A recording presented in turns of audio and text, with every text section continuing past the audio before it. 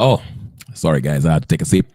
Ladies and gentlemen, brothers and sisters, friends, enemies and comrades, I hope you're doing well wherever you are. Karibuni sana, karibuni sana. Nice seeing you guys. Nice seeing everyone. Gypsy Connor, I see you on the comment section.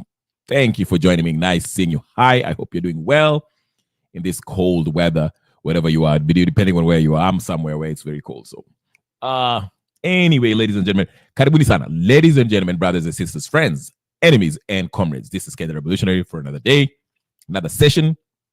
I'll be here briefly, probably for 1 hour or more. I'll try to just keep it an hour because I have things to do, right? So we'll just keep it an hour and hopefully I get to cover everything that I want to cover. But just to get started, before I get started, ladies and gentlemen, I know you're probably busy. It's a Friday. You're busy doing whatever you're doing. Maybe you menda kula happy or whatever the case is. But in case you just, bump into this channel and it's your first time, just know that we talk about Kenyan politics, or should I say politics, and anything related to that. Okay, so take a moment and hit that like button as soon as you see this channel, see me coming on. And if you've subscribed, please, if you haven't subscribed, go ahead and subscribe, okay? And put your notification on so every time I come in, you'll always find me here and you know what time it is. It's Friday night. Yes, Friday night. Absolutely. Absolutely. So thank you. Anyway, we have things to cover. A lot is happening in Kenya. The last time I was here, I was in the middle of something. I couldn't even finish. I only had an audio. But there was rumors that Rigathi Gachagua had been abducted. Some people came out and debunked that whole rumor and said, no, Rigathi is well and, in good health, wherever he resides in, is it Nyeri or whatever the case is, he's okay. But we saw a picture today. For those of you who follow news, there was a news clip, a video clip that was making rounds on the internet that not Ruaraka, where was this? I forgot, where a young man was being abducted. So this whole abduction thing has not stopped yet, okay? Remember, there was all this jubilation and celebration when everyone was, celebrating that, the young men, majority of them, some of them, not majority, but let me just say some of them, Kibet, among others, that were released. And there was speculation and, of the reasons why they were released. Some said it was because there was a South African journalist that really posted something to do with Raila Odinga. She challenged Raila Odinga, saying that how could, Raila Odinga run for AUC, or what guarantee do they have as Africans? Why should he become the AUC chairperson if the country that he resides in, hails from, is involved in abduction, corruption, and all this stuff? Okay, and that tweet made rounds in Kenyan media, at least in the Twitter sphere online, and rumors said, of course, that tweet said that Raila is coming from a country and a government that has been abducted its own people. So some people say maybe that tweet sparked some, worry on Ruto's side. Maybe Raila alisema, hey, can you release those abductees? That way my chances can go up. My chances of, being elected as the AUC chairperson. I doubt, but whatever the case is, it is what it is. The abductees were released and we know the story. I said I will not be celebrating about this release because there's so many questions that needs to be answered surrounding the abductions of these young men. I would like to hear more about their ordeal before I make up my mind, because there's also news that some of them might have just staged a fake abduction or whatever. So there's a lot going on. But today, before I get any further, let me bring you to why I'm saying we have troubling signs ahead of 2027 elections. If we are going to have any kind of elections in 2027, I am literally, honestly, genuinely worried about the things that are going on. In case you're living under a rock, let me just remind you, today, was it today or yesterday, depending on where you live, there were some pronouncements that were made by government supporting politicians, namely Oscar Sudi, the usual suspect, okay, that were kind of troubling. I found personally troubling, okay, for somebody who is really close to the president. And I expected the president to actually, when he grabbed the mic, maybe chastise his attack dogs, okay? Because the kind of rhetoric that these guys were making in front of that organization, it was somewhere in Ruto's backyard, somewhere in not Mount Kenya, but Rift Valley. I forgot the place, but I'll play the clip. Where Oscar Sudi, he kind of implied that, they're people. And if I'm not wrong, if I didn't get him wrong, some ethnic group, people who come from a section of this country, have been trying to sabotage the government achievement and all that stuff. And have been even involved in an attempted coup d'etat. Okay, he has said that before, but this time he kind of pointed a finger at a certain community. And I will get to that. Karibu sana Pritika Kaur. Nice seeing you, my friend. Yes. Gypsy is telling me I saw that you saw that on saw that Twitter account asking why Raila wants to be AU chair while he can't sort out trouble in Kenya. Yes, by the South African journalist. Yes. So Oscar Sudi, made those pronouncements, and it was kind of aiming a shot at a certain community, okay, who he accused of being responsible for trying to sabotage this government. Now, I don't mind Oscar Sudi saying, it would be if he made it general and say there's some people who want to see Ruto fail or sabotage this government, that would be fair. But to single out a certain community, that is where the problem comes in. And I think, in my opinion, we are starting to dig ourselves in the same, digging ourselves towards the same dungeon that we found ourselves in 2007. The players are the same, okay? Time has changed, but we have the same players that were involved in 2007 post-election violence. It is going to be something akin to that or even worse, because the drums of post-election violence, or at least political violence, to say the least, are being slowly, they're beating those drums, heading there. And I'll tell you why. Oscar Sudi was not the only one. Of course, Farah Maalim, I think he belongs to Wiper Party or something like that. Farah Maalim, if you don't remember, Farah Maalim was part of he made some troubling comments about the Gen Z when he said, if I was in charge or something like that. I'm paraphrasing. He would have basically shot the Gen Zs during the Gen Zs protest. Okay, so I don't want to hold you. I know you. I don't. Yes, while I give my my take on this, I would like also to show you the clip so you kind of contextualize what I'm saying. So let me play the clips, then we'll go to it. Now, to give you a larger perspective and why I am starting to grow wary of what's happening in Kenya regarding this ethnic division, ethnic tension that is promoted by this government, ladies and gentlemen, brothers and sisters, friends, and comrades. Because you can see the paid fools like Robert Alai, Kaluma, are also stoking this fire, ethnic division. And it will not land us in a good place. The recipe for political violence in 2027 or before that is being cooked by these politicians, majority of them coming from this government. Okay, because you hear Kaluma, his posts are always about, he's very blunt about his take. Penyagaka, karibu sana, I see you. Nice seeing you, my brother.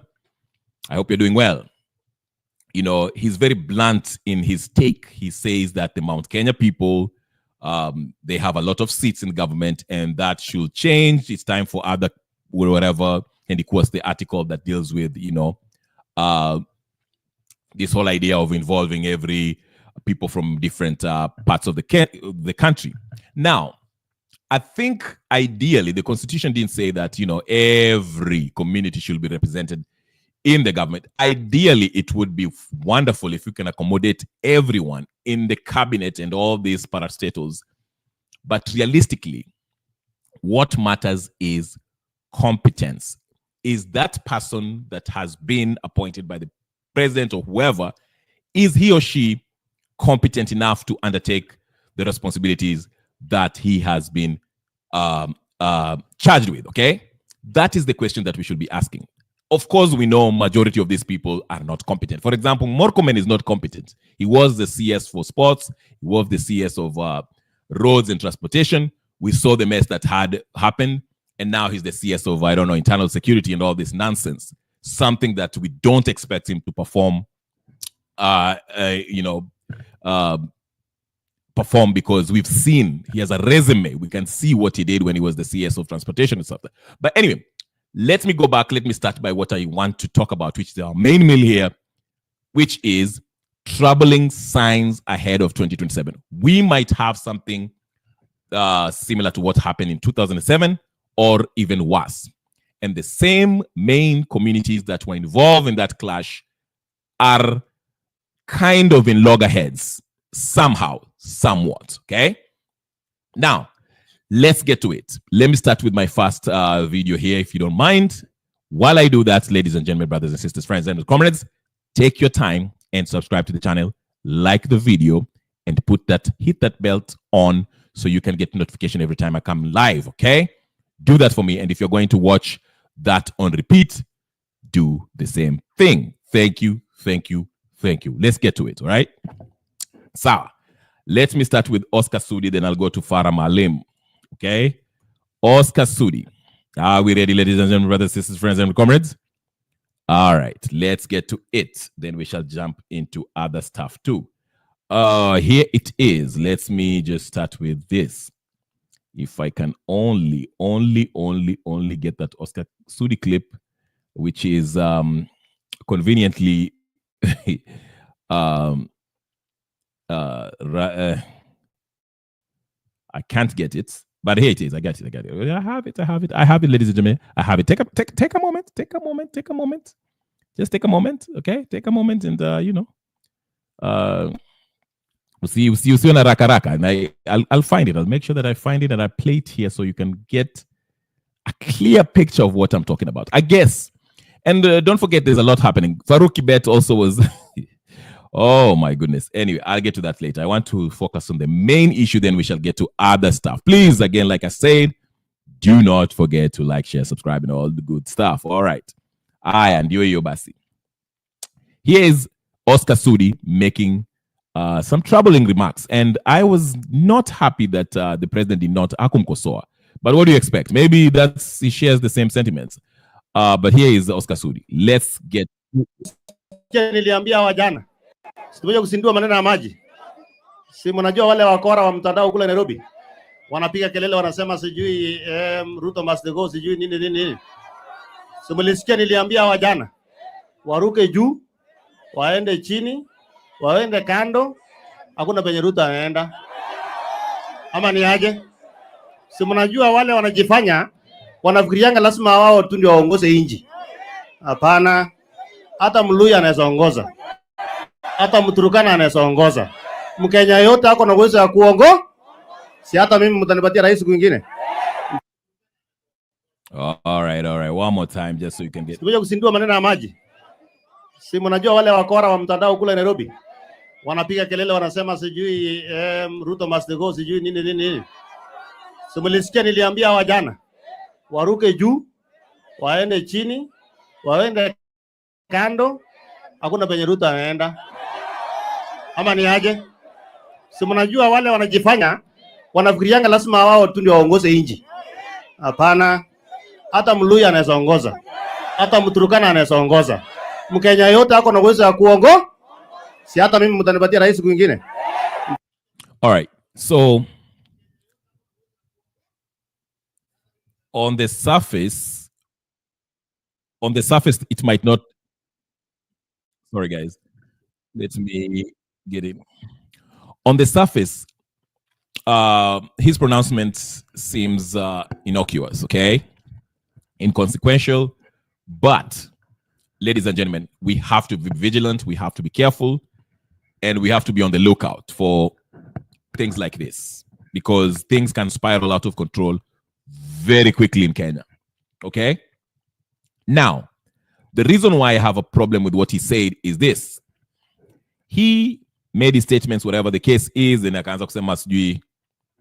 Why am I frozen? Can you see me? Okay. Am I?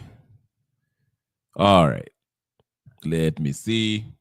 I'm having trouble. Ladies and gentlemen, can you guys get me? Am I clear? Yeah, okay. I am kind of frozen. I don't know what's going on. I'm being attacked, eh? Karibu sana Labani, I see you. All right. Shoot. All right. Sawa, tuko fiti. Tuko fiti? Ah, okay. All right. So, like I was saying, the statements alone is not, if you are an unsuspecting citizen looking at Oscar Sudi, you might simply brush it off and say, that's Oscar Sudi. He says outlandish stuff. Don't pay him any attention. But the problem is what he said. When he got to the part when he started saying that, mnajua wale watu wanatumbua kwa mtandao, something like that, then he started saying kuna watu wengine ambao wanafikiri ati hao ndio wanaweza kuongoza nchi. Basically, he was referring to a certain community, because after that he said, sinata Mluya anaweza kukuwa rais. Basically saying that, if you look at historically in Kenya, we've only had 2 tribes that have been leading this country as far as the presidency is concerned, okay? Which is Kalenjin and Kikuyu. Now, if he says that kuna watu ambao wanafikiri hao ndio wanafaa kuongoza nchi, translation, there are people who feel that certain tribe who feel like they're the only ones who can rule this nation or lead this nation or whatever.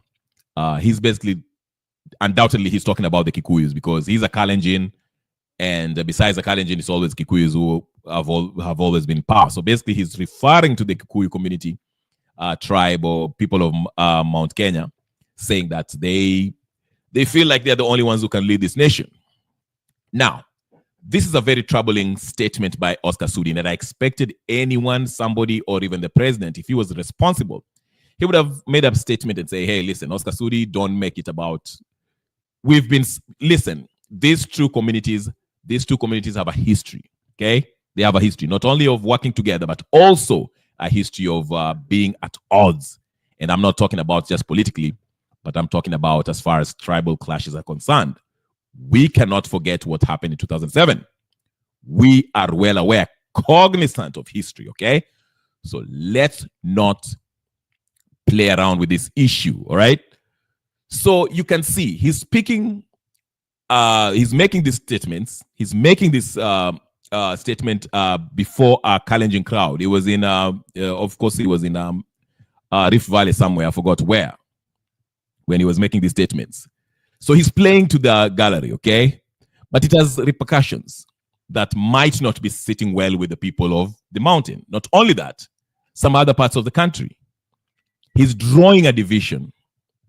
A battle line is being drawn, basically saying, accusing the people of Mount Kenya, saying that you guys who are behind this Ruto must go movement, you guys are the ones who want to remove Ruto, sabotage his government.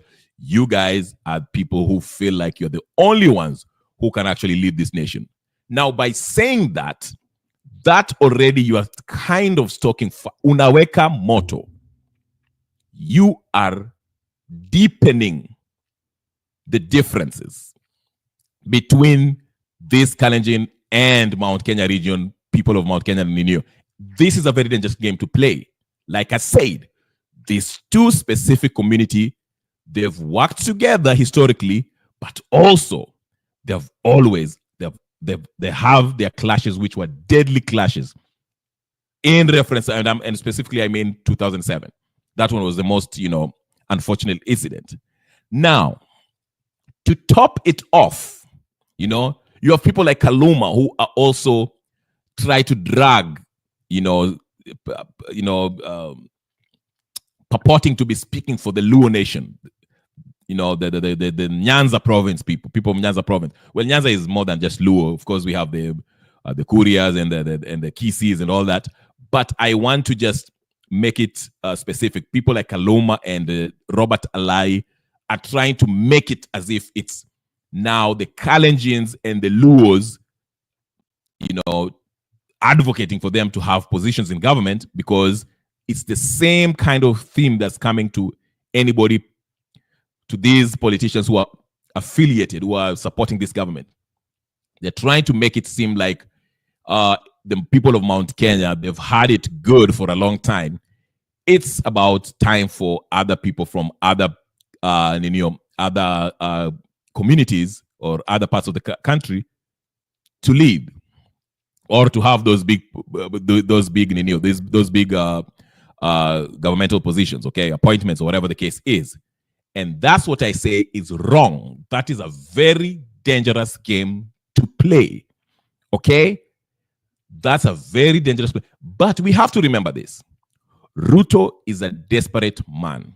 Ruto is desperate at this point. The whole thing about going to the Mount Rift Valley to have that whatever address was to try to paint a picture, not only in Kenya, but everywhere in the world, that Kenyans are with him. It's about imagery, okay? Imagery is to, propaganda, to put on a propaganda, okay? Propaganda is, what's the word? Put on a propaganda, basically, okay? A PR stunt, okay? To make people, to try to fool people like he has the people behind him. That's why, people walikusanyikwa, kusanyiwa, what's the word? Okay. Kusanyika, he gathered some people from his community to show up in numbers. And that image is supposed to be blown out of there in the media, okay, friendly media, to show that he still has the support of the majority of Kenyans, okay? Because Ruto is, you don't have to be a scientist to know that Ruto does not enjoy majority of support in Kenya. A lot of Kenyans, majority of Kenyans want Ruto out, okay? Because of the corruption, abduction, all that stuff that wrong with Kenya. Ruto is presiding over as the head of the state, and is not making it better. He's making it worse. So what I'm trying to say is this. Ruto, and I strongly believe this, he is on a mission to intentionally drive this narrative of pointing a finger at the Mount Kenya community, leaders there, to create this rift, okay, by diverting attention from his failures, okay? So he's trying to create this division by saying, wale majamaa ndio shida, wale ndio wako na ukabila, they feel like they are the ones who can lead this nation, but I'm here to tell them that hawatani I will go nowhere, hata wakitaka kunitoa kwa serikali, sitatoka, nitaongeza. You see the propaganda there? It is a way of diverting attention from himself, because he understands that he's very unpopular and nobody will vote for him come 2027 or even now. People want him gone. So he's using Mount Kenya as a scapegoat by trying to create this division. And he is dragging the cheap ODM politicians who have been brought in to create this perception that the people of Nyanza province are with Ruto, are with this government, they're supporting this government, and they are against the people of Mount Kenya. You see what I'm saying? And the battleground now is in Western. Karibu sana Mabria, nice seeing you, Pritkal Kaur, Laban Misiani.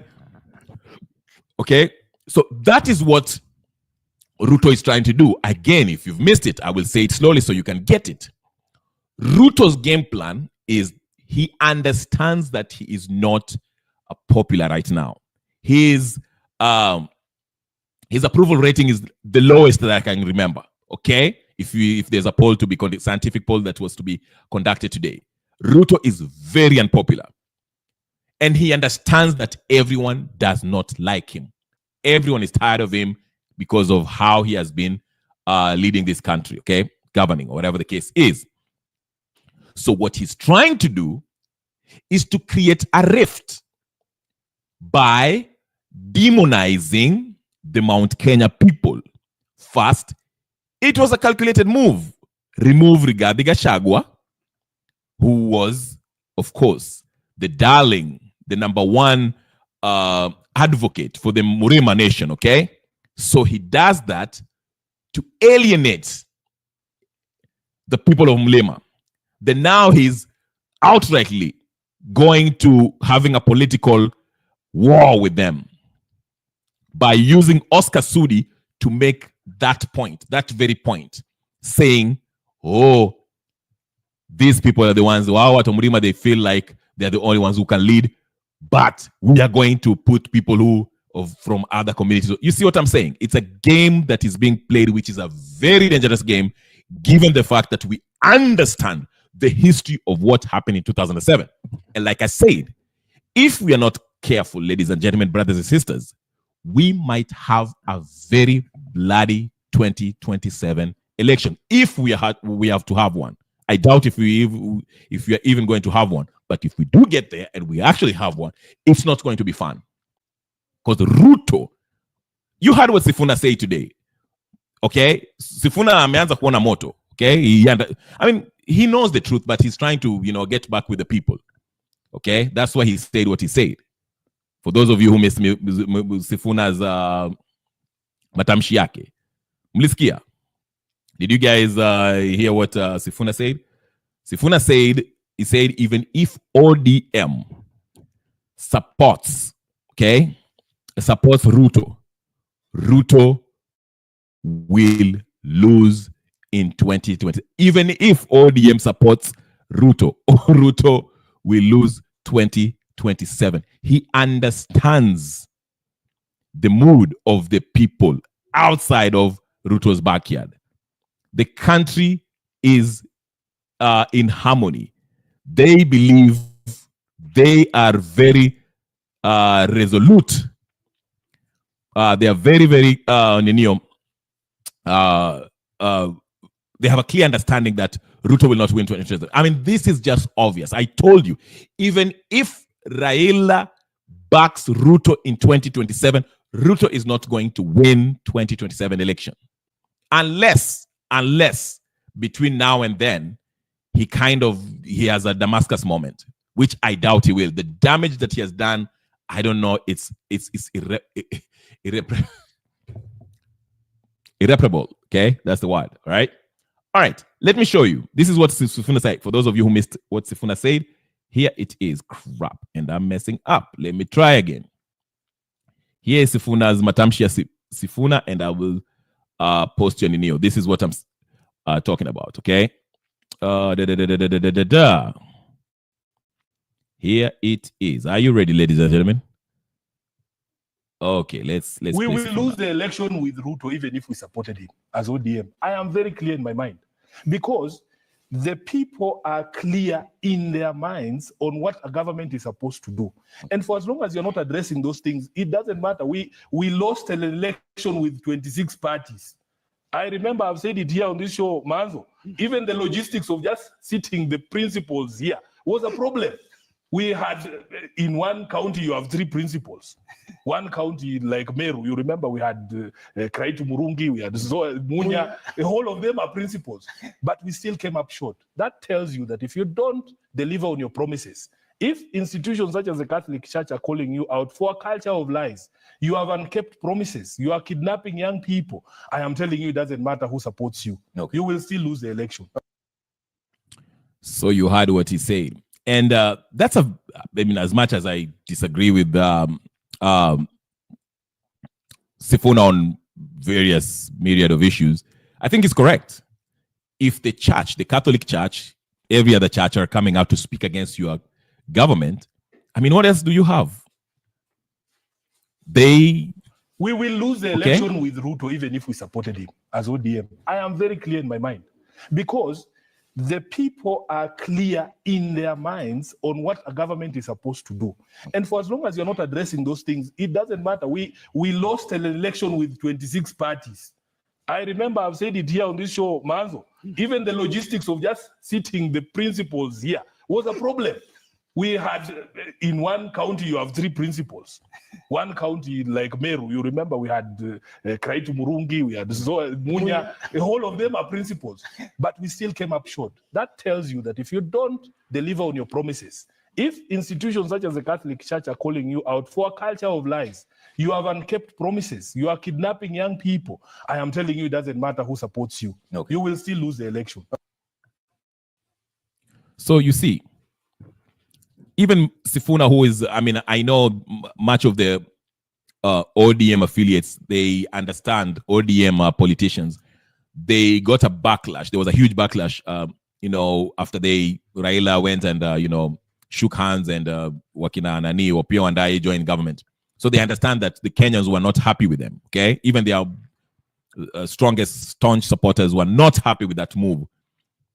So Sifuna is killing 2 birds with 1 stone by trying to endear himself with those who lost faith in the ODM and trying to, by basically speaking out against this government. Because ODM is trying to play both sides. They're trying to be in government, at the same time, they're trying to be the opposition, right?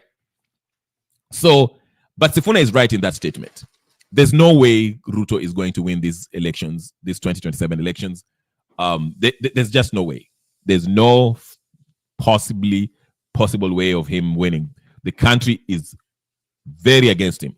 The whole country. Don't be fooled by the people who are clapping at what he says when he went to Nyanza and all this stuff. They're not with him. They're not. And as I mentioned, his tactic, and he understands that he's in trouble politically, so he wants to create a crisis by deepening a deep-seated hate. Well, let me not say a deep-seated hate, but to plant the seeds of hatred and political difference, which existed at some point in history between the Kalenjins and the Mount Kenya people. That's his angle. That's what he hopes shall sway people. He wants to point at them to make Kenyans think that, the problem is that community. They think they have to be in power. They are the ones who are causing all this chaos. They're behind this Gen Z movement. They're the ones who are, bringing trouble again. That's his angle. That's the scapegoat that he wants to use. But what he fails to understand is that people can see through this. The Gen Zs are not just, Kikuyus. They're not Kikuyu young men. Of course, there are Kikuyus in there, but there's Luos in there. There's Lawyers in there. There are Kisis in there. There's all tribes who make up the Gen Z, Gen Zote, and all age groups. It's not just Gen Z. It's Gen Zote, okay? That's what he fails to understand, but it's a propaganda that is trying to, sell us. Because if you can see, that's the whole reason why he has all these abductions. That's why anajaribu wale watu ambao wanazungumza against this government, he's going after them. Hata kama uko kwa mtandao, kuna channel kama hii, watajaribu kukufuata. Kuna watu wanaingia hapa wanajaribu kuhack na wanafanya mambo mingi. Because he wants to limit the voices of dissent, because he knows he's very unpopular and is desperate. So anyone who speaks the truth, speaks against his government, and calls him out for his nonsense, he wants to actually make sure that he limits their voice, okay? And that's why he went to Wasingishu district. I believe he was in Kises or whatever, Wasingishu County, to show and try to portray this image that majority of Kenyans are with him, but we understand that that's his people. Nothing wrong with that. But just because a few hundreds of people show up, people from your area show up to, cheer you on, that does not mean that you enjoy support from the rest of the country. And this was it. This is what it is. I will get to Farah Maalim in a minute. Let me just show you the image of him being in Keses. I think that's the name of the place where he was addressing the crowd. Basi wananchi wa Keses, hamjambo. Keses chamge wamune. Bwana Yesu asifiwe. Hebu nione kwa mikono. Bwana Yesu asifiwe. Hey, yani muko area na hata mimi niko area. Hey, na mumekuja, kwani iko maneno gani? Ama ni salamu ya mwaka mpya? Happy New Year. Happy New Year. Hey, basi. As I mentioned, this is designed to show other people, to try to program you into thinking that he still enjoys majority of the support of Kenyan people. But the truth is, that's his strongest base. That is his backyard. Keses is in Uasin Gishu. As you know, for those of you who don't know the map, Uasin Gishu is mostly the Kalenjin community resides in Uasin Gishu. Majority of them, not all, but majority come from Uasin Gishu County. That's Ruto's backyard, okay? So it is expected. That's their son. Like I say, Kenyan politics is parochial, very tribal, sectarian in nature. Of course, that's why we work so hard to emancipate people intellectually from that kind of thinking. But all I'm saying is this: he went there, and of course they had people, event organizers or whatever the case is, who to give this, it's for sure to show the country that, hey, listen, while you people are screaming Nairobi that Ruto must go, and Kisumu and Nairobi and whatever. I'm still yes.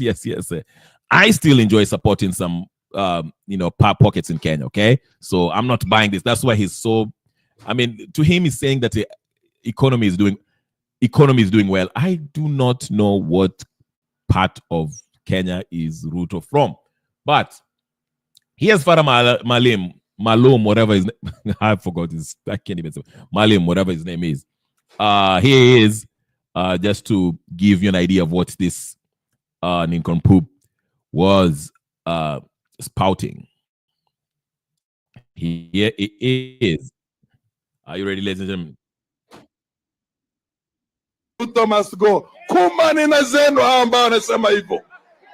Alafu washenzi wengine wanasema ati Kasongo Ruto must go. Kumani na zenu ambao wanasema hivyo.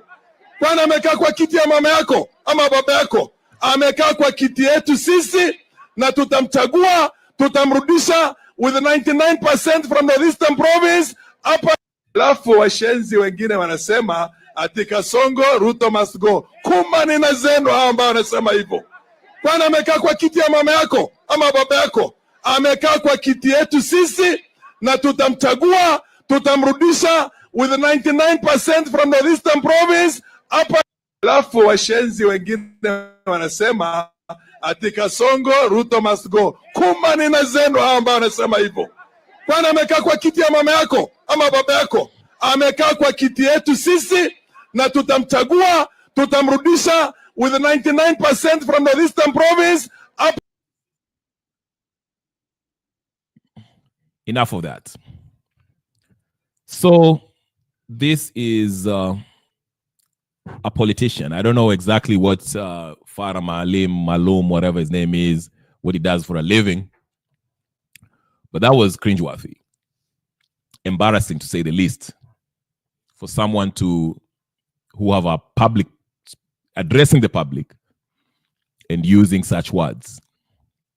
I believe Farah Malum, whatever his name is, was once, was it an MP or something like that? I don't know. I mean, he should cut the way he carried himself. himself, that is. What kind of words are those? I would expect that from even a podcaster.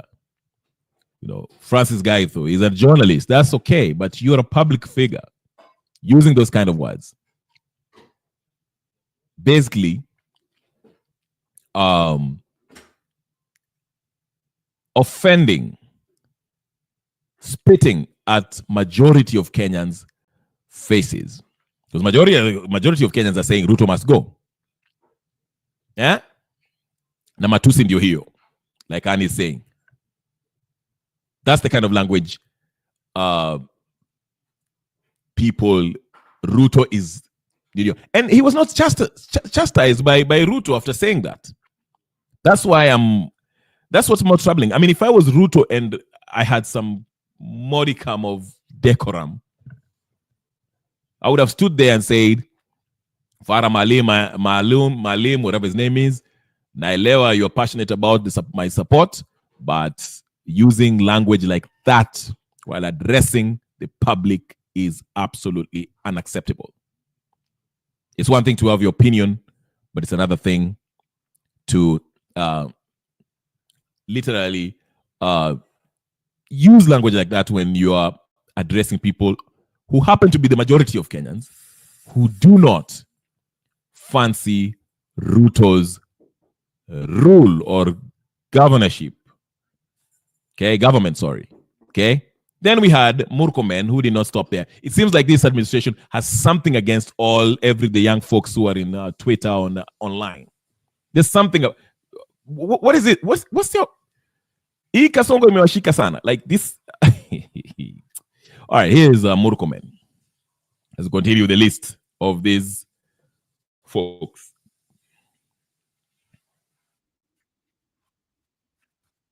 Tengeneza mapicha na kutengeneza picha kama wameweka mtu kwa jeneza na wanaweka jeneza kiongozi wa taifa. Mimi nataka niulize, and I want to ask this question to every parent in our country, and particularly the church leaders who are defending this bad behavior, and all those politicians, including those who don't agree with us politically, who are defending this behavior. If tomorrow your child goes to school today and another child whom they share the same class sends a picture, the same picture, when your child has been put in a coffin, will you still defend that behavior? Because when that message is sent to your child, what is that errant child saying? He is threatening your child that I will kill you. And we are here clapping for behaviors that have been perpetuated for a long time. I want to assure you, Your Excellency, myself and our team in Interior, we are going to relook at this behavior, and we will make sure that we will charge all of those who are using this social media to threaten others. Because if we don't do so, we will not have a country that is in order. We must bring order to our country because we want Kenyans to live in a nation that is orderly. And we want those who are in charge, those who are in public service, those who are in politics, wa support rais wetu kuhakikisha kwamba nchi yetu inakuwa ni nchi ambayo iko na law and order.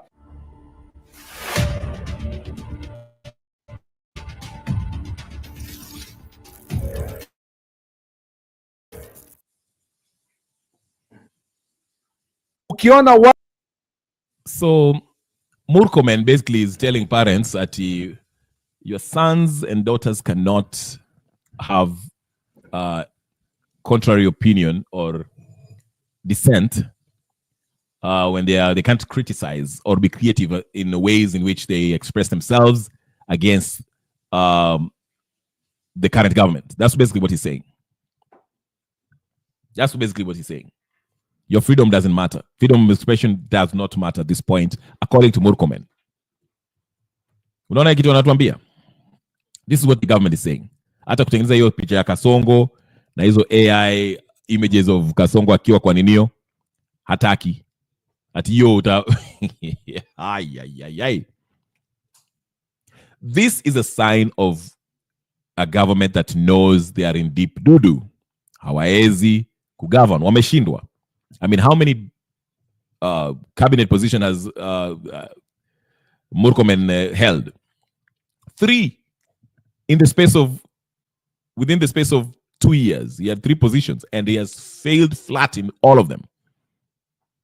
What do you expect? So sasa ni kumatusi na kuleta ukabila na kushtua watu hapa ati sijui mtashikwa ukisema ukitengeneza picha za Kasongo. Are we serious? Are we serious? No, we are not. Hii ni mchezo.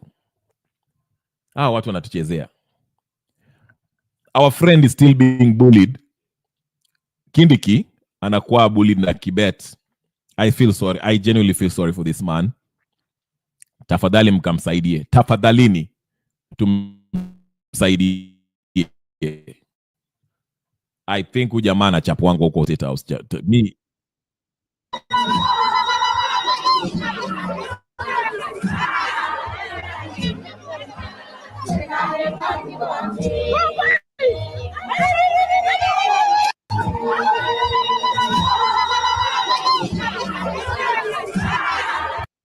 yani Kibeta namwambia hebu anza kupiga makofi hapo karibu na rais. Fuatia, you see the picture there? Just what is this?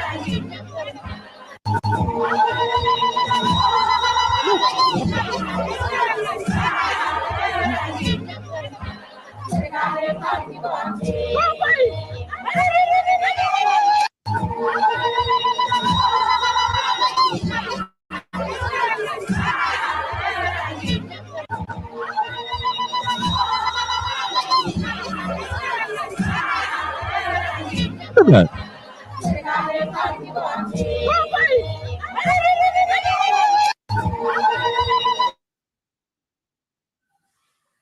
We should have a hashtag. Hashtag save Kindiki. Tuanze to trend, it-trend niyo. Kindiki anadhulumiwa. He's been bullied. Hashtag save Kindiki. I genuinely feel sorry for him. Hashtag save Kindiki. And then Twitter, hata inaitwaje? Twitter hiyo wengine pia inaitwaje? Save Kindiki. Hashtag save Kindiki. Tafadhalini Kindiki. Hashtag save Kindiki. Kindiki anaumizwa. Kindiki anaumizwa. Anacharazwa na anachapwa mbata kila siku. Tuanze.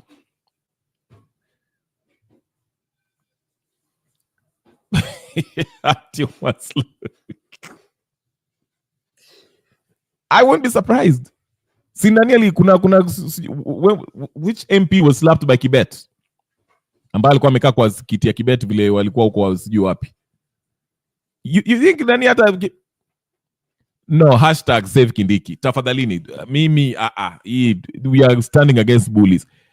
Hashtag save Kindiki. Tuanzeni kwa X na kwa ninio kwa inaitwaje Twitter na hiyo wengine hata na TikTok. Tuwekeni hashtag to save Kindiki na mweke hii video. Tafadhali msaidie nani Kindiki anaumia. Hata hiyo kiti I'm sure he didn't want it.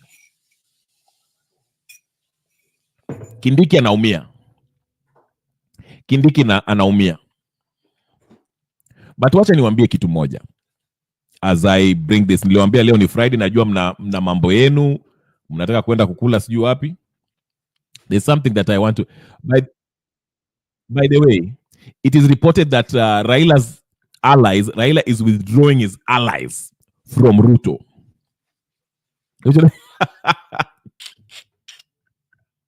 That is true. That is true. Thank you for the correction. Lakini Kindiki anachapa mamba. Lakini ukiona hata huyo mtu sinana unaona vile wanamuumiza. Ni ukweli. That is true. We should save ourselves. Not Kindiki. But here's what I want to say. I want to touch on this and then tie it with what I was saying about Ruto's game plan of trying to demonize the people of Mount Kenya against other Kenyans, okay? Because like I told you, I don't know where he came from. I don't know where he came from before he became. Oh wait. He was the Interior Secretary. take him to jail. Something. Jail is better than him.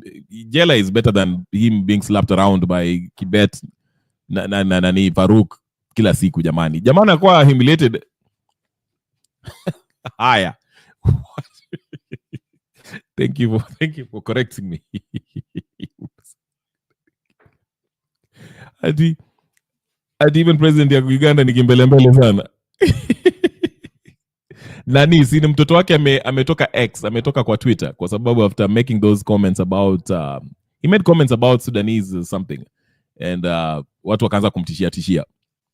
Now, let me touch on this which connects to everything. Like I said, Ruto is using Mount Kenya as a scapegoat. Kwa sababu he understands it's very unpopular. So he went up there in Keses, in Uasin Gishu district, which is his strong backyard, basically, to show Kenyans that he still has supporters. There are people who like him. Okay, he's trying to exude confidence, saying that, the only person that will compete against him 2027 is his own record, which I think even his own record will defeat him. Okay. But basically saying nobody can beat him in 2027. But that's the whole point of him going in his backyard and showing the crowd of people cheering him on, and people, to create this perception, trying to pursue or convince people who might not be aware of what's happening, or even international community, that he still has support. People love him. It's just a political difference. There are just a bunch of few young kids who are misguided in Nairobi somewhere who want him out and scream, Ruto must go. That's the perception that he's trying to drive, the propaganda, the PR runs that he's making around with his minions like Oscar Sudi, Farah, I think his name should be Fala, and Chungo, of course, who's a total buffoon. But anyway, so there's another aspect to it that I want us to touch as we get to the final section of this. Now, here it is. You've noticed that Sifuna went on a Ninio. Actually, ODM had a press conference today. They had a press conference. If I see that video, I'll play it. But Sifuna goes on a press run and makes those statements saying that even if ODM supports Ruto in 2027, he will lose, right?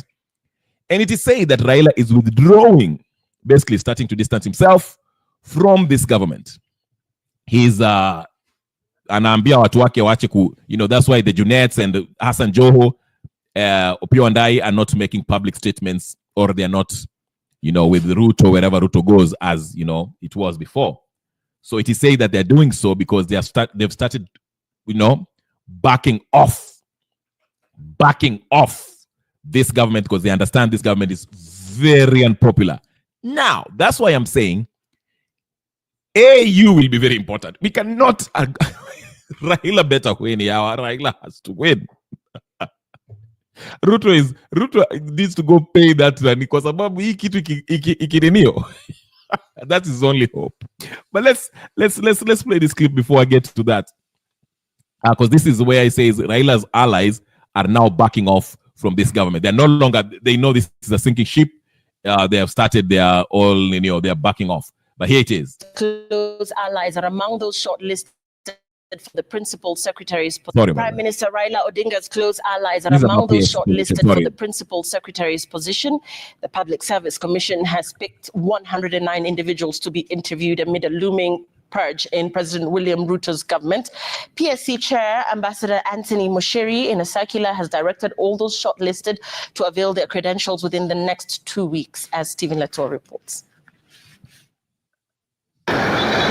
Applications for the positions of principal secretaries were flooded at the PSC offices, with a total of 2,517 applications received. Upon sampling by PSC, only 109 individuals were shortlisted for the PS job interviews. Among those who made it to the shortlist include former nominated MP Wilson Sosion, Director General for Health Dr. Patrick Amoth, as well as Homa Bay politician Samuel Wakiaga.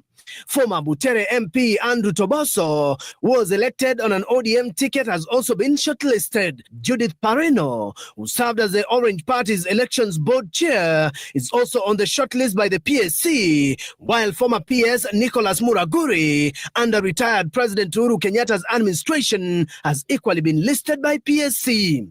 Dr. Kubai Kaberia was appointed as the NSSF trustee, has been shortlisted, while former KEMSA CEO Andrew Mulwa was a key witness in Rigathi Gachagwa's impeachment, is also on the shortlist for interviews to become a principal secretary. Former Kenya Medical Practitioners, Pharmacists and Dentists Union KMPDU Secretary General Dr. Ouma Oluga has also been picked by PSC.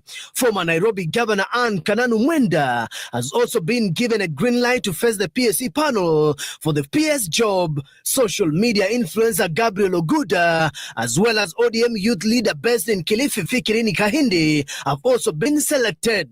Advocate of the High Court Oibo Morintat, who vied for the Kilgoris parliamentary seat on an ODM ticket, is also seeking a bounce back after he was shortlisted alongside Naisula Keko, who serves in the KCC board of directors, as well as former CAS David Osiany. Bigwigs that missed out in the shortlist include former PS Nelson Marwa, former Kajiado Women Representative Mary Seneta, former Lunga Lunga lawmaker Katib Mwashetani, and former Kajiado Senator Peter Mositet. Those shortlisted will be interviewed on a yet-to-be-announced date, after which names of successful applicants will be forwarded to President William Ruto for formal appointment. Meanwhile, members of the public have been invited with David's Stephen Leto, Citizen TV. All right. So apparently, like I said, yes, they are Azimio Gabriel Ogun.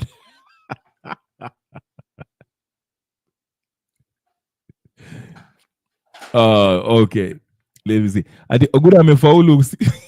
Oguda finally hiyo mambo yake ya kuninio is getting something. Okay, so Gypsy is telling me yes, please stay on the straight and narrow. You know Raila is positioning himself in Ruto's government. The guy was not going anywhere. Remember, Uhuru has his guys in as well. Never ending drama. Absolutely. Good point. Good point. Good point. Good point. Because you know what? That's yeah. So there's okay. Let me look at it like this.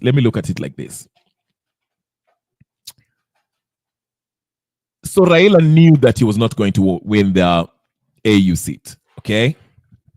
And he was going to come back, because personally that's what I think, and I share the same sentiments as Gypsy Corners put it.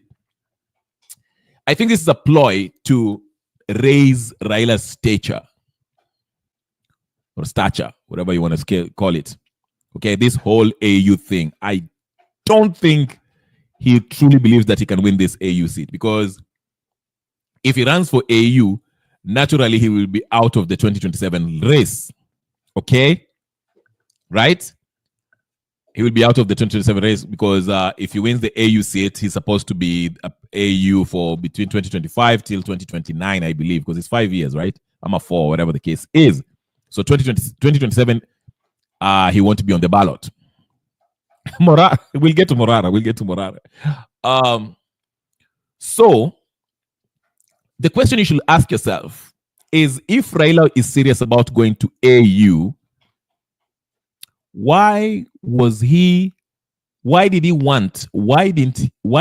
advocate for the BBI, what we later now call it NADCO, which they are currently still implementing? It's on pause, and yes, 4 years. Thank you.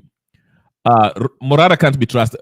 Yes, I gave up on Morara a very long time ago. Okay, like I said, if Raila is serious about the AU seat and he's confident that he's going to win it, before then, because remember, he knew that he was running for AU seat when he was out there with Obasanjo and they gave us that press conference, okay? Why then did he continue to encourage Kalonzo Musyoka and others to continue the negotiations in the NADCO report. Because NADCO report, we all understand it's about changing of the constitution to create positions for the people who bagandawala ambao hawana kazi. The busybodies who are in the opposition ambao are giving Ruto a headache because the political elites want to create this position for themselves, position of prime minister and all that stuff. Remember, he agreed to it. He agreed to that NADCO thing, and he signed it after announcing that he was going to AU, which means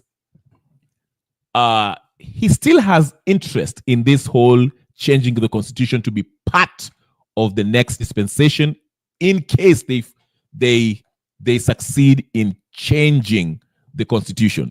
Okay? In case they get this NADCO thing, okay, I see nani anataka link hapo. Let me just put it. I won't stay here for long, ladies and gentlemen, but I'll put you on. Sema Zako. Yeah, just in case the AU seat, which I think it was, like, I agree with you. Thank you for reminding me.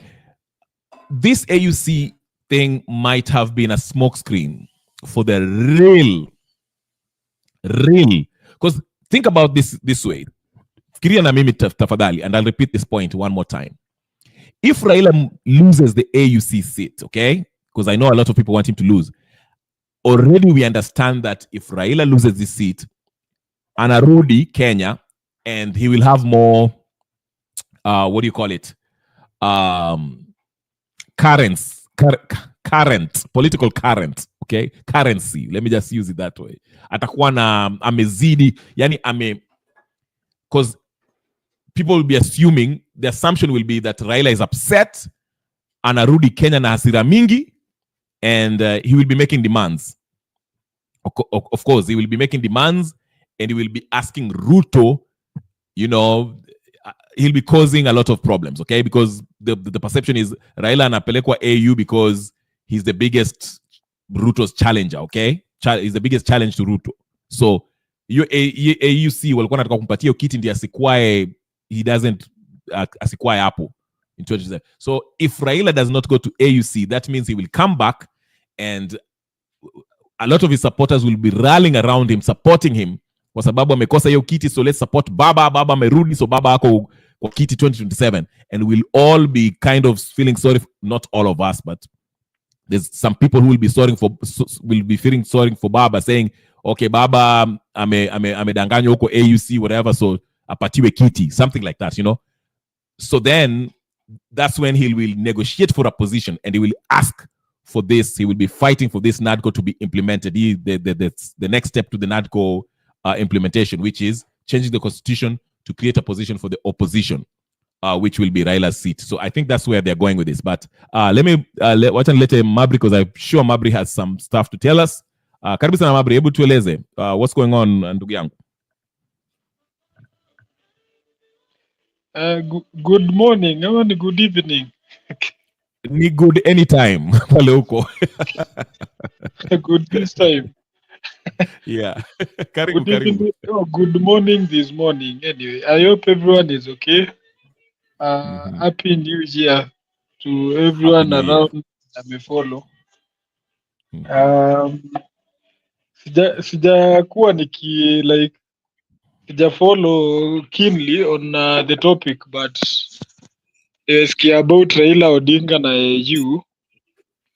Pole, nimeingia tu online in a few, ndio nikapata uko on. Yeah. But the main inyo nataka uzumzie. The main inyo, alafu utatoa point yako yoyote unataka kuzumzia. Nasema hivi. The main one ni Ruto.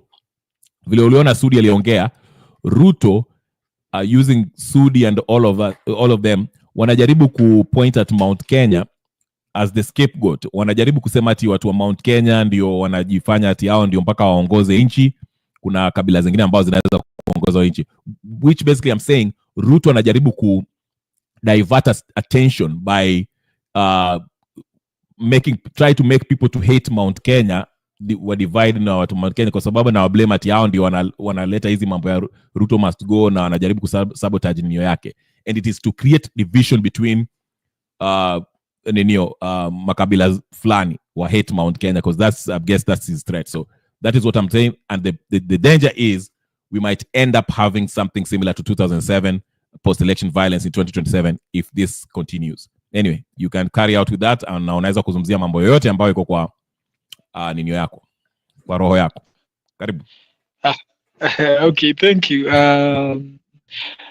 Actually, let me start by saying, like, although Ruto ajaribu kutumia kuongelelea, like, ajaribu kupaint Mount Kenya as a reason why everything is going haywire. Some new developments state that, unaona, I think after Kimani Ichung'wah aliattack Natembea just the other day, you remember that day? Yes. Many things zime unfold, including sijui kama umeona news that Kimani Ichung'wah amechujwa kwa group ya State House. Oh, really? Yes. Aya, sijui kama umeona, there is a new NIS report, like it was a leakage stating that right now the NIS report inasema Ruto asiporudisha, like asipo find a way to retain Gachagua, ame lose everything, like atarudi atakuwa one term president. And saying this, acha nikupeleke back few days ago, there was a discussion on Citizen. Ilikuwa na this Senator Koech, there was Nelson Navi, and there was this other guy, huyu wa Kisii anaitwa nani? Onyonka ama? Yes, Onyonka. When you go back to that to that interview, kama ulisikia what Koech was saying, akisema in politics, whether hata kama una lose, you attack like you are winning. That was the first statement ili confirm that Ruto is familiar na akona the information that the ground ni kubaya. So for him to like retain his seat, lazima arudishe Mount Kenya to the nini, whether he likes it or not. And kama unaona Rigathi vile alitolewa, amekuwa akipush kuunite na Kalonzo. Kalonzo is the only leader mwenye hajaingia kwa government, by the way. You know that. Anaendanga status usiku nasikia. No. Kalonzo is the only leader, either way, hata akakuwa anaenda usiku, you know, politics is about publicity. Ajaji announce like stand yake. And before Ruto apeane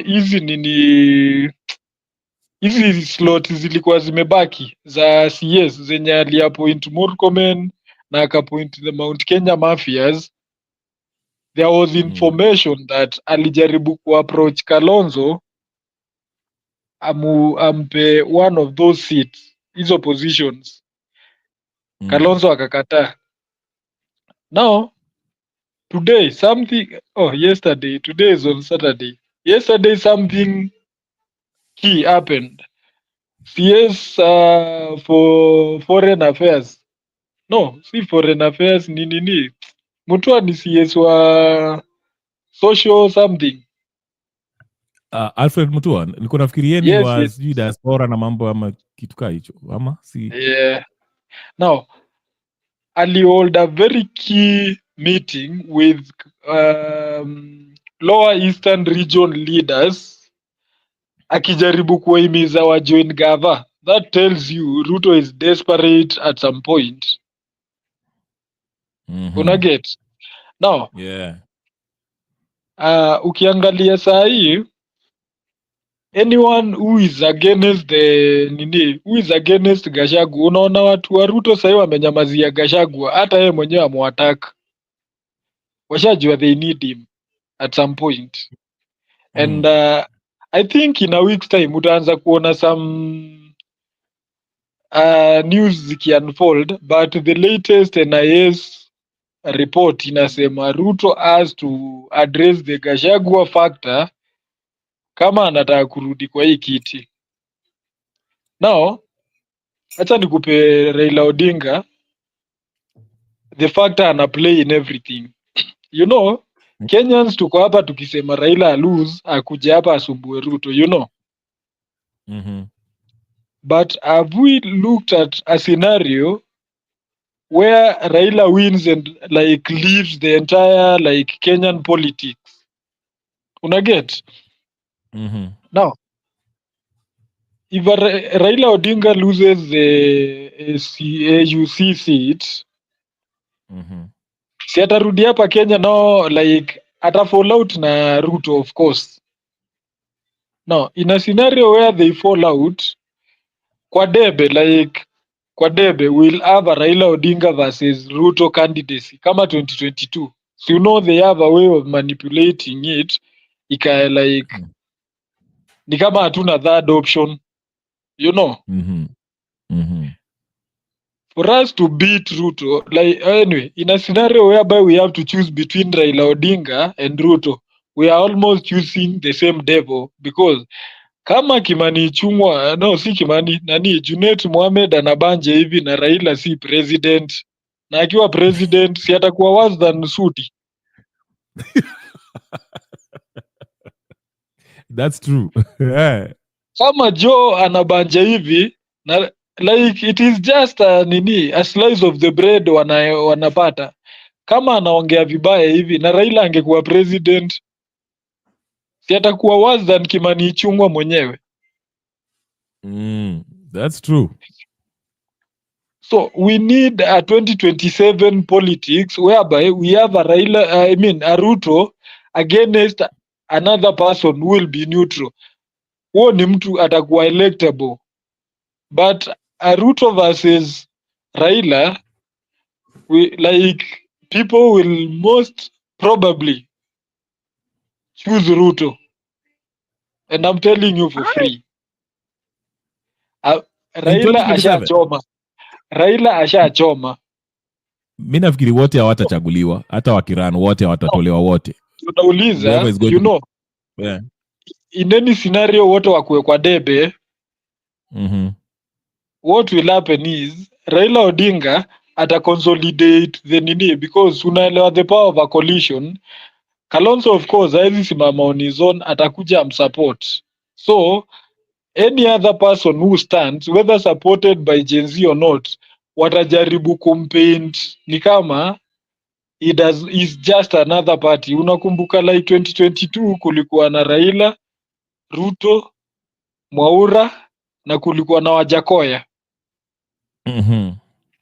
But tukianza kuhesabu the key people who are competing, it was the race between Raila na Ruto. You remember? Yeah. So we are trying to avoid same scenario ikireplicate in 2027. But now, acha nikwambie, in a scenario where Raila wins, and I'm telling you for free, Ruto hata yeye mwenyewe mahali yako anaomba Raila apoteze hiyo kiti. Do your research and watch it. In a scenario where Raila wins, ODM ita separate. So umeona already kina Sifuna washaanza kutuma guards, washaanza kuon like hautatuuza kama wajinga ukienda, you know. Already ushaona Babu Owino ashaamua kama mbaya. So in a scenario where he wins, it will be a race between the Ruto coalition against a neutral person mwenye sahi sijui ni nani, but it will be because lazima tupewe a two horse race. And that's why unaona Ruto ako na guts za kusema 2027 it's a race between yeye against his manifesto. Umeona that argument? Yes. Because washajua any other person who comes in, hata wewe ukaamua sahi kusimama Kenya, tutasimama na wewe vibaya sana, like you will be a threat. Raila Odinga candidacy is not a threat at all. Like si threat at all. Either way, tutakuwa tumechange from Ruto to what? Yeah, mi naona hivi which whoever mtu yoyote ambaye anaenda kusimama against Ruto. Raila kirudi, Raila kishindwa AU na kirudi, most likely atajoin Ruto. Wataendelea na hii upuzi ya BBI, whatever the case is. Lakini they won't. Okay, but here's the thing, vile mimi naiona hata Ruto akikuwa presidential candidate, of course he will be because he's the president, whoever he will run against will most likely be more popular than him, and it has to be somebody who is outside of the normal usual suspect. Exactly. Yeah, lakini 100% on that. Lakini shida iko hapa. Ruto will rig the election in 2027. Now I'm hapa for free. It's not, you shouldn't be surprised. Ruto he will try to rig. He will try to rig.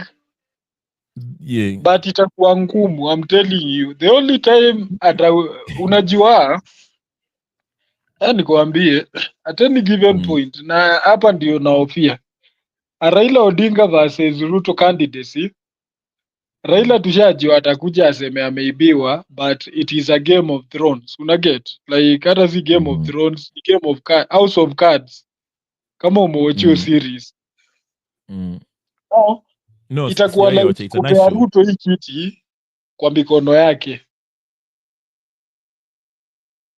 I'm trying to think, for us to redeem ourselves in 2027, we must find another alternative ambaye si Raila against Ruto. You get? Yeah, lakini nasema hivi, Ruto atafanya ile kitu nani alifanya. Uhuru alifanya in 2017. Atairig, alafu atasema mtu ako na shida aende kotini, na mkianza kwenda maandamano ataweka polisi hapo mcharazane bunduki, alafu handshake kama kawaida itakuja. But 2017 nafikiri damu itamwagika tukiendelea vile tunaendelea, vile wakina Sudi wanaanza mambo mingi hivi. But one thing is for a constant.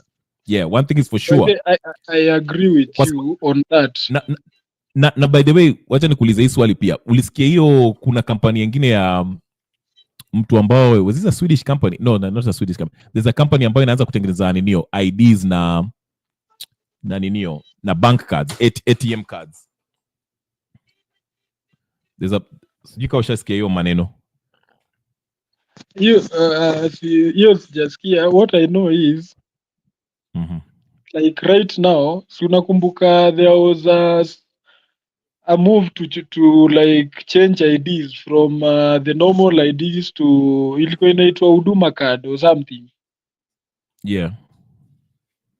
Now what they are doing, huduma card zishaanza kufanya kazi, but what they are doing is sahi ukipoteza ID, na nadhani at some point unakumbuka vile Ruto aliingia, kuna some sort of wezi waliingia tao wakaibia watu hata mchana. You remember there was that nini? Then baadaye tukakuja tukapata it was politically manipulated. So kumekuwa na story ya kupoteza ma IDs yenye ieleweki, like all of a sudden people are losing their IDs and so. And then when you try to replace, actually tangu Ruto aingie sidhani kuna mtu replace ID ameipata kwa urahisi. Because already they are printing huduma cards ambazo ziko na chip, they have all your information. na court ilisema ni illegal. Yeah. Wewe unajua anything which has hiyo chip ya nini ya itakuwa USS sijui what, but anything that has that chip is technology and it can be manipulated because hiyo ID inabeba a lot about you. So wana hold hiyo nini hiyo registration ya ID until 2027, na hapo ndio Ruto ana plan probably kuiba. The other way ni ati atafute a weaker opposition. Umeget? Yeah. Akipata opposition anaweza manipulate, of course it will be him against that nini opposition, ambaye probably the guy who's and I was having this discussion hata jana na watu wengine. I'm telling you guys, Rigathi, let's watch Rigathi. Huu jamani project and watch it. Design anacheza like it is the same script.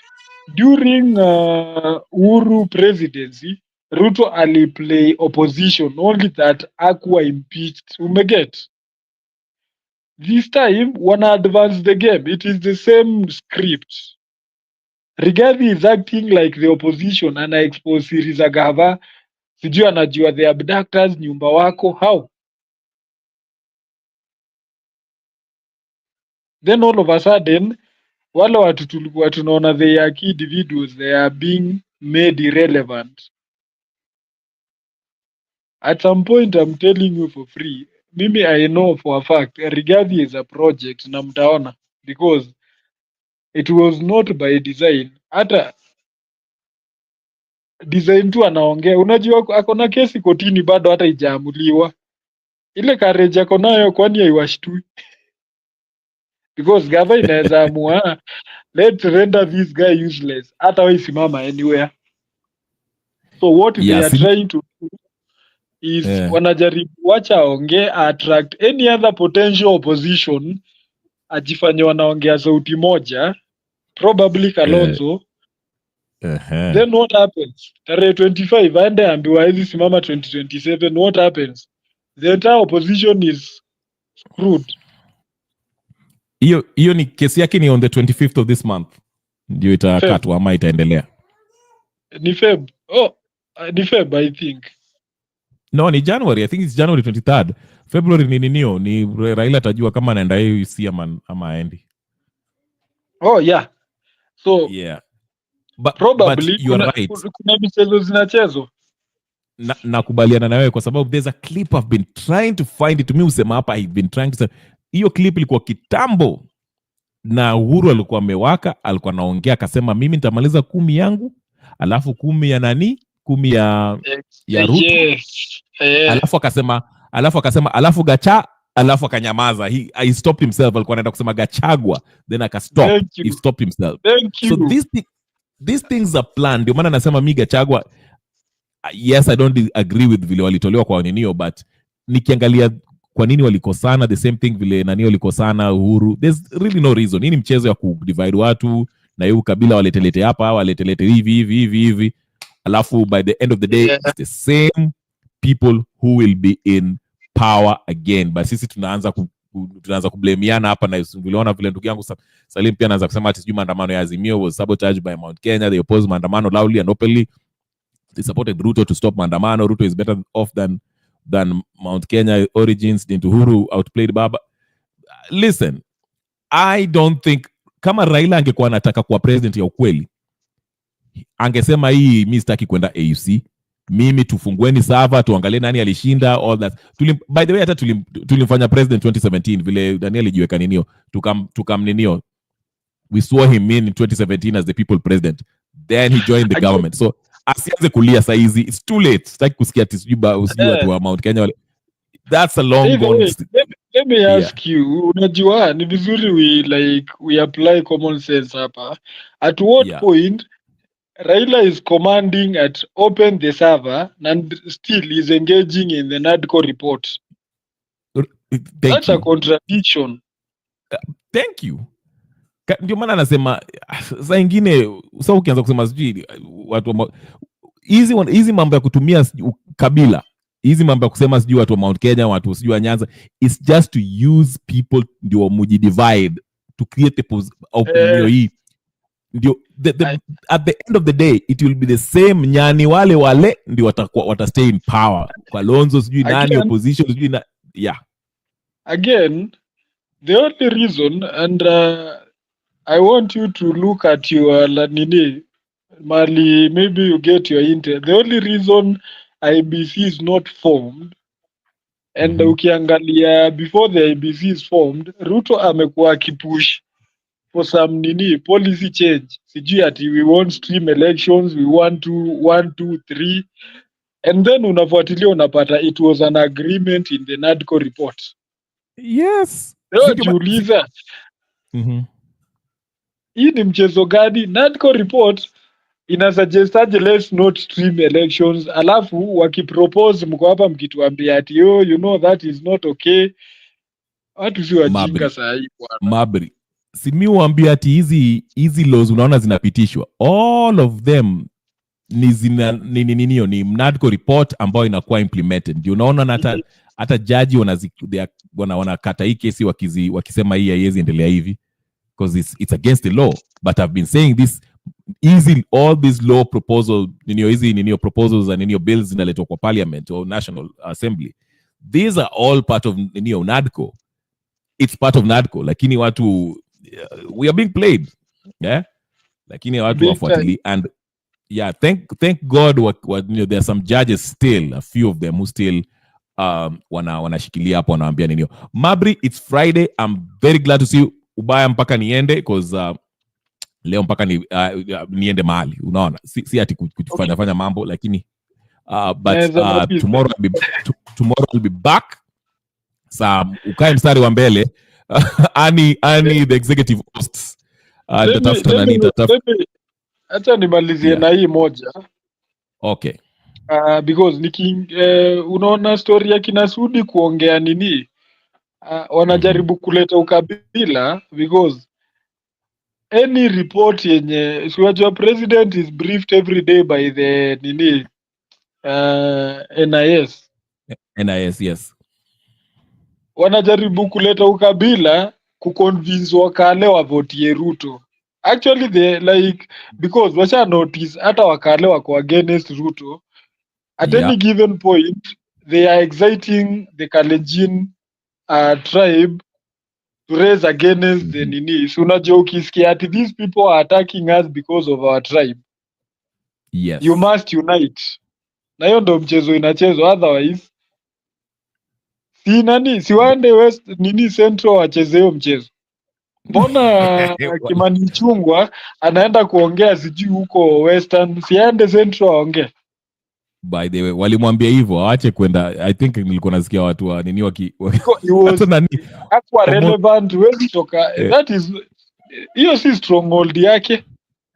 Hata nani alisema hivyo, watu wa Jakaranda walikuwa wanasema ati no value at all to to the president, which was a funny statement. Wanasema ati Ruto unaweza kuzunguka Nyanza vile unataka, lakini Raila akishindwa AU.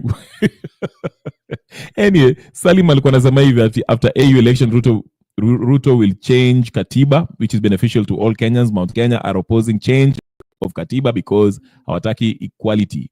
Bro, ukabila iko, it's the way of Kenyan politics. Blame me not.